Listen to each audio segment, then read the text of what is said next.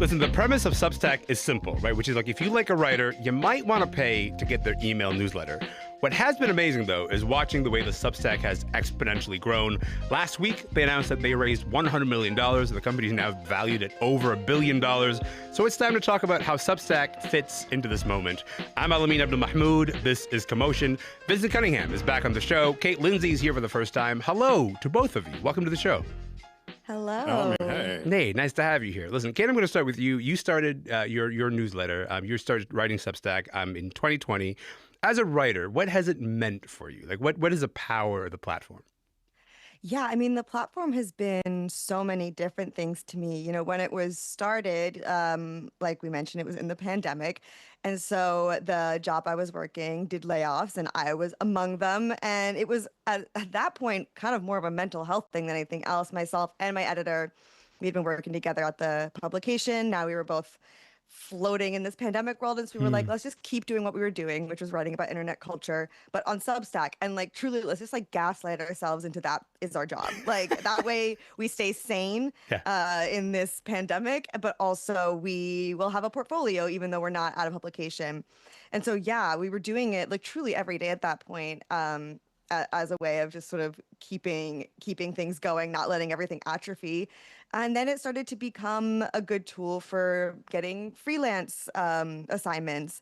I've turned several of my Substack pieces into pieces for larger publications where like an editor saw it and they were like, oh, I want to do that, but more. And I've also had it with me when I've had full-time jobs. And it's kind of this additional layer of security where if that job goes away, which it has before, it's not quite as devastating because I have not only this place where I still write, but like an audience that doesn't go away with the job, which has been the case in the past.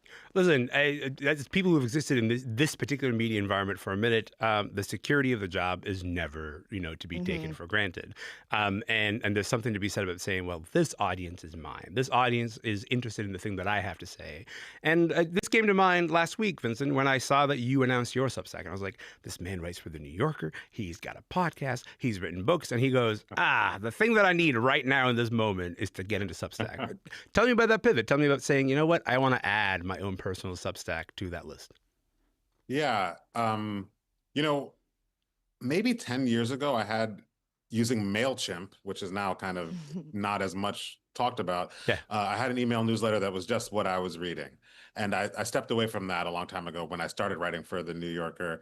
And I'd always wanted to get back to it. And now it seems that people are really habituated to seeking out their favorite writers, people that they care about, and just seeing what they have to say. For me, mine, Vinson Cunningham's Quiet Storm, as it's called, all it is just me sending out music that I like and snippets from my reading. And it's just a thing I want to give to people. I haven't made it paid or anything like that. But it does seem like now people are more habituated to this kind of individual, maybe atomized way of looking for, the interest of people that interest them. So it seemed like a good channel to open up.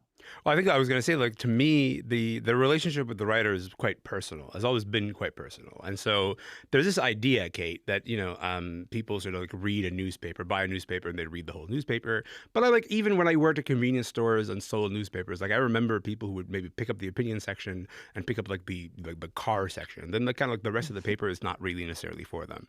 And what I got from that is that it's like a deeply personal relationship that some people have with a writer. And so Substack is maybe akin, the metaphor here is, what if you could pay for one specific columnist instead of paying for the entirety of the newspaper? How would that change your relationship to, the stuff that you consume? But also, it's incredibly successful, right? Like the valuation is nearly 70% higher than it was in just 2021. It was estimated to be back then worth $650 million. From a business point, Kate, what's your read on why Substack has been so successful? Yeah, I mean, I think it's a little bit capitalizing on what you were talking about, which has always existed, that people have these kind of parasocial one-on-one relationships with the people who make the media they consume. But I would say that's really been exploded over the past few years by the creator economy. And even though I know some journalists bristle at the idea that they're anything like an influencer, many journalists just slam their fists, but right, yes, absolutely. Right. But they benefit from that same relationship that influencers have been cultivating, which is, any one of us can write about the astronomer CEO drama at Coldplay, but like, and every single one of us are, but you want to get that from the specific person whose voice you like, versus the way the model has been before, which is just like which digital media outlet can like capture your attention in a way that almost like tricks you in some cases. Like, I think that's another thing of why Substack is successful, is that the relationship you're building is people who have already opted into reading your content, and so there's none of that like trickery that I definitely was like well versed in digital media, of like, oh, what can I do with this headline that like makes it seem like it's a little bit something that it's not, but people will click, or like what information can I leave out. It's this kind of antagonistic relationship with a reader that doesn't exist on Substack. And I think it's a very simple concept of, you know, email. And they were just the ones to kind of do it in the best way, in terms of building both a platform that makes like it easy for anyone to make a newsletter and it looks really polished, but also this sort of ecosystem they built around it that has helped with discovery. Yeah, it's an incredibly clean interface. I think like that's something that's, as a writer, you just kind of find that incredibly relaxing, and so you kind of want to put maybe your best self into that. But Vincent, maybe the same question to you. If Substack is the answer, what is the question? Like, what is the need that Substack is serving in a moment like this one that isn't really being filled by somewhere else? Yeah, I'm not sure that any one platform is the answer, but I do think you're totally right. There's this big question, which is who do we trust to deliver us what we want? There's been a recent spate of books. Michael Grinbaum just came out with a book about the old Condé Nast. Graydon Carter, the former editor of Vanity Fair. And it's like, if you're a writer or if you're someone who likes magazines, it's enough to make you want to rip up every book you've ever read, because it's like, back in 1992, I was given $3 million for no reason. And that's what magazines were like. It's actually infuriating to read those accounts and be like, you were paid how much to write what? What do you mean you were paid $200,000 every 3 months to write one column? Okay, sorry, continue. Yes. Crazy. And they gave, and also I was given a loan for my new house. And so that was the backside of it. And the consumer side of it, though, was a promise. It said, we will, the bad word that we say now, but really it was a promise. We'll gatekeep the information that we will be the arbiters of taste and show you kind of a picture of the world that is, yes, selective and selected by us, but that you can trust and that you can put part of your identity in. And now, of course, since the technology has broken that all the way up and everybody kind of is in their little cubbyhole of media. And so the question is, how does somebody put that together and sort of reassemble a public that makes some kind of sense? So it makes sense that, like, you know, if I know that there are a couple thousand people that might want to hear what I have to say, or just like receive a gift that I want to give, maybe that starts to be an answer to this really bigger question of like, who is it that is handing down from on high this information? I was going to say, Kate, but the thing that Vincent just described there, and you got at it earlier in your earlier answer, was like this idea of there will be journalists who kind of bristle at that, the idea of like they are in the same game as other content creators, which is to say you have an offering and some people might be interested or might not be interested. And that makes you a little bit akin to an influencer in the space. But what do you think it is about a lot of journalists and writers who say, oh, I would like to characterize myself as something different, even though Substack is trying to say it's actually not a bad thing that you are, you know, a content creator also. You can compete in the same ways. Yeah, I mean, I think it's a combination of not understanding the scope of what an influencer is. And I think there's still a very specific image that comes to mind that doesn't resemble a journalist at all. And so I understand seeing sort of someone making like, outfit of the day content and being like a reporter at the Washington Post being like, well, that's certainly not me. Those are two different things. Yeah. Yes, it could be. In fact, I'd love to see it. But and so I think there's a misunderstanding of like, there are journalists whose whole thing is like live streaming politics and giving commentary on it. Or sorry, not journalists. There are influencers and creators where that is their role. And there are just as many, you know, video essays are a huge thing on the YouTube, and that takes a lot of research and reporting. There are a lot of creators out there doing what is already done in traditional media, but to in fact actually a much bigger audience, because that is where the audience is now. And so I think there's a little bit of stigma, but then there's also there is a lot of hustling and a lot more that is asked of you if you want to be an influencer. Like it's not just like I know it appears to be this very easy job, but you are not only the creator of your content, you're the marketer of your content, you're the admin, you're doing a lot more of a job, and you're doing a lot of positions that would have been multiple jobs at a media outlet, but now it's just you, and also you might have to be on video, which you did not get into this industry for at all. You did it to be behind a computer. Yeah. So I do understand it, but I also think there are aspects of it in terms of like audience and also being a bit more creative that are worth embracing.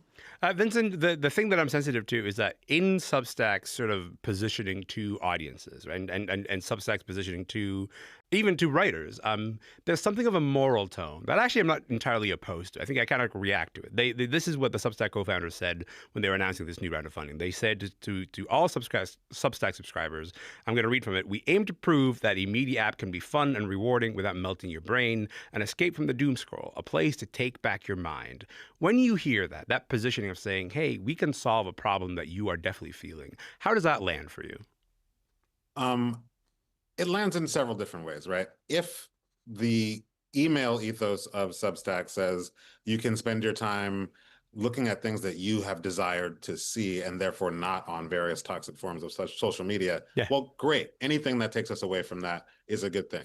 On the other hand, now that I'd never really realized that Substack has become kind of a social media site. There's a feed. It looks like Twitter. There's an app. There's all kinds of. There's an app. All these things. And if you read that, after a while, you'll get depressed like you do on everything else. There's a lot of kind of hustle culture on it. There's a lot of, I can teach you how to make your newsletter do. And for me, it's like, no. I'm not interested in any of that sort of, I'm interested in reaching people who are, looking for things to focus their attention on. The coin of the realm these days, it's been said many times in many ways, is attention. And if you can have a sort of wholesome relationship with your own mind, which various concerns in our society want to colonize, basically. AI says, you don't have to use your mind. Certain forms of TV said, turn it off and just like, look, if I can be a part of helping grab people's attention back for themselves, and that's what I'm interested in everything I do, whether it's for a company like Condé Nast or for myself via a company like Substack. Okay, before we go, I don't want to paint entirely a rosy picture here, because I do think that like there is another worry. So with maybe a minute left here, do you worry about this idea of like the atomization of our experience on the internet? Like if you only are reading certain Substack writers and like that's where you get your information from, you're getting a particularly limited and maybe narrow point of view of the world. Where does that lead us? How do you conceive of that future if Substack becomes as big a platform as it aims to? Yeah, I think Substack is becoming a social media platform, and so is suffering from a lot of the same issues that social media platforms have. The big one being everything is an algorithm, and that algorithm is like literally labeled in many cases for you. And it is not designed to send you information that like contradicts your worldview or makes you uncomfortable. And especially even, a lot of Substack is opting into what you want to follow. You're not going to follow someone you disagree with. Like that's just not how the human anything works. And so, yeah, you do risk putting yourself into a bubble. But I would say that is something that's happening across all media in terms of, you're getting sent something that someone you don't even know, an algorithmic machine has decided that you would like and that affirms your worldview. And so, yeah, it is a continuation of something that's happening across all media that isn't good, but isn't something that Substack alone is suffering from. Case like it's not clocking to you. You're already in the matrix. I know. You're already here. The matrix You're already is here. in this place. Yeah. Vinson, with maybe 45 seconds left here, what's your take on this idea of the atomization potential of Substack? Well, on the one hand, I do kind of yearn for a commons where we all come together and kind of digest the same thing. But if you think back to if you think before the era of total corporate control over media, you'll find something a lot like today. You'll find, for example, Alexander Hamilton creating a newspaper called the New York Post and using it just to like bang on Thomas Jefferson all the time, you know, or the pamphlets of the Revolutionary era in the United States. There's always been a yearning to hear from individual voices, and the question is always a question of balance, right? Right. I think over time, this idea of returning to saying, make sure that your media diet is pretty balanced. Like has always been your own personal responsibility. I gotta say, I gotta leave it there, but I really appreciate your time. You guys are the best. Thank you so much. Thanks, Elamin. Yes, of course. Talk to you soon. Vinson Cunningham writes for The New Yorker. He also co-hosts their weekly podcast, Critics at Large. He now has his own Substack. It's called Quiet Storm. Kate Lindsay is a culture writer and the co-founder of Embedded, a newsletter about the internet, which you can also get on Substack.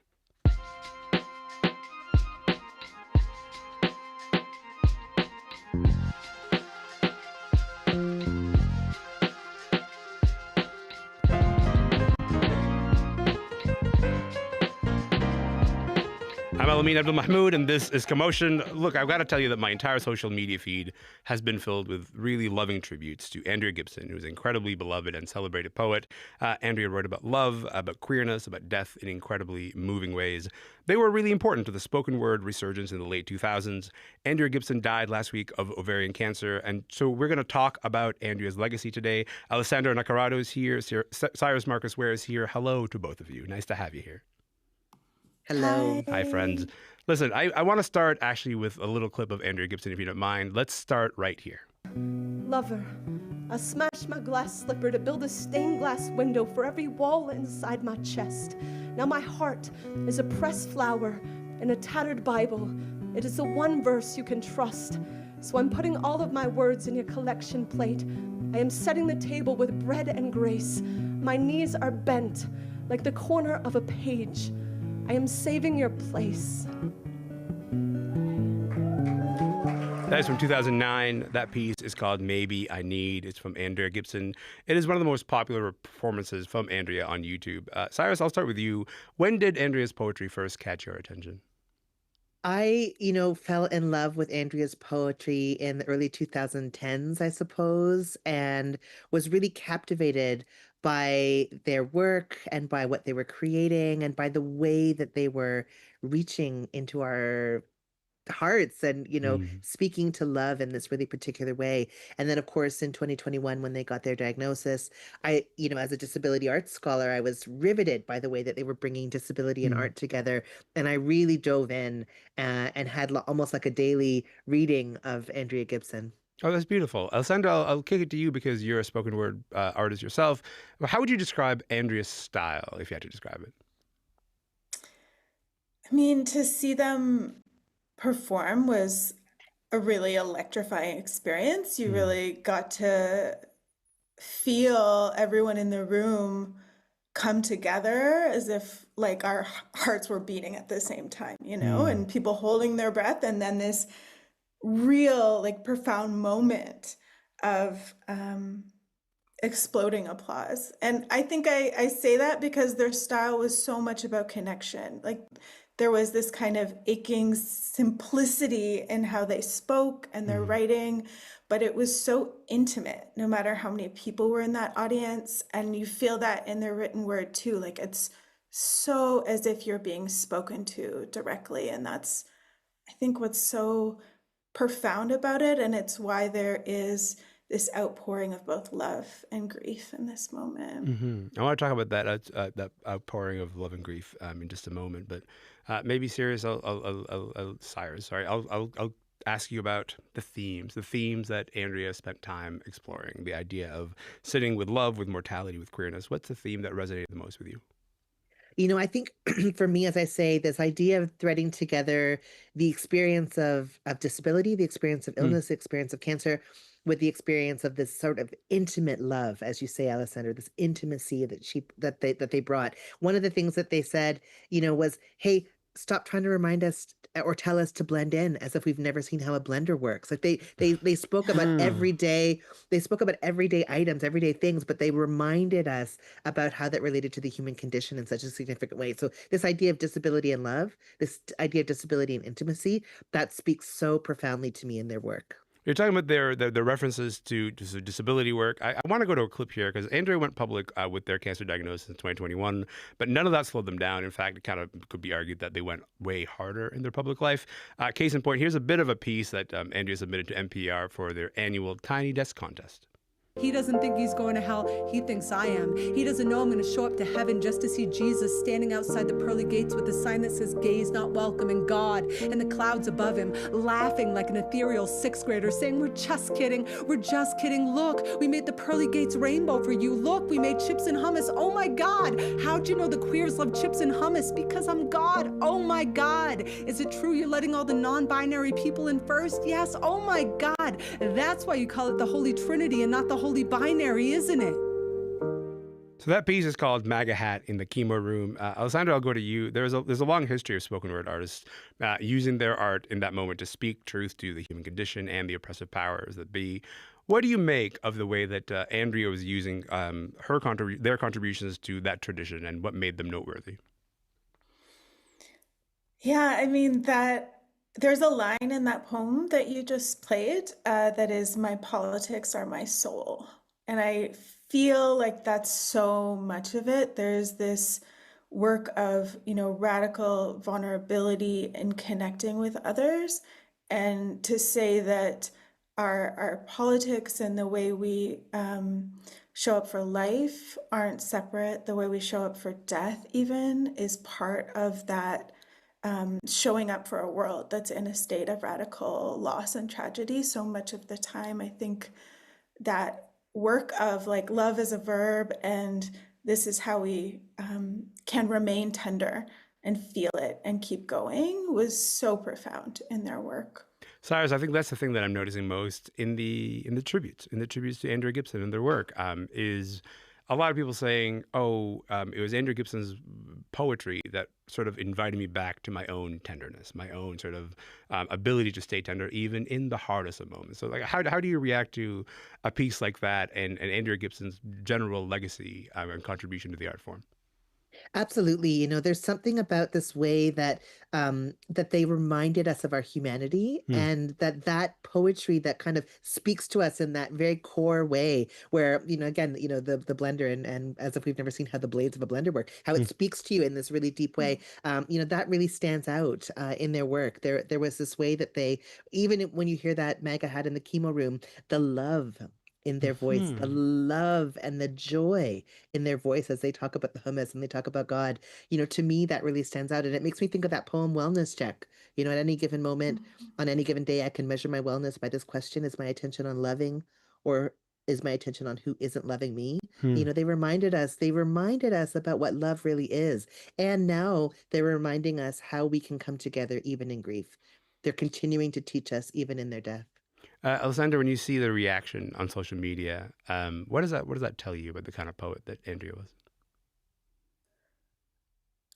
I think it speaks to that intimacy that we can connect through art across such far distances, across such far lived experiences, and how profoundly they did that. So it can feel like this deeply personal and yet shared loss. And their work was such a gift in its ability to do that in this moment. Like, this grief is such a measure of the love.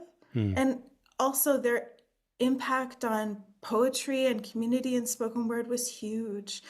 And you can see it in spoken word in Canada everywhere. And so it's personal in that way too, that there's a legacy living on in our work and in us.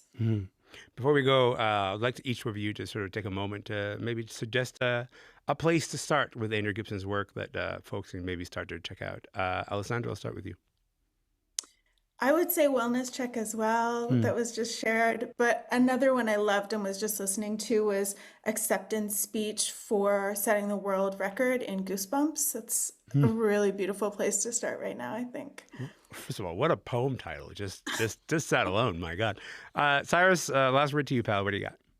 I think if you have a lot of time, read all of Take Me With You. Just sit down and read by a window and read all of it. If you have a short amount of time, read Wellness Check or read MAGA Hat in the Chemo Room. You will not be sorry that you spent that time. Well, I appreciate you guys taking this moment to reflect on Andrea Gibson's contributions. Thank you so much for your generosity and for being here. Thank you.